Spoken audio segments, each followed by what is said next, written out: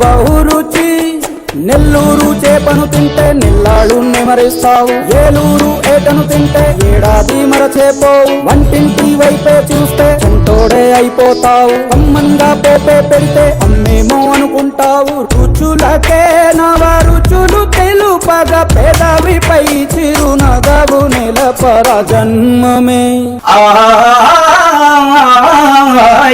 జన్మమే రుచి చూడడానికి దొరికెరా, ఈ జన్మమే రుచి చూడడానికి దొరికెరా దొరికెరా దొరికెరా. ఈ ప్రపంచంలో బతికే మనుషులందరికీ రెండు విషయాలు కామన్. ఒకటి ప్రేమ,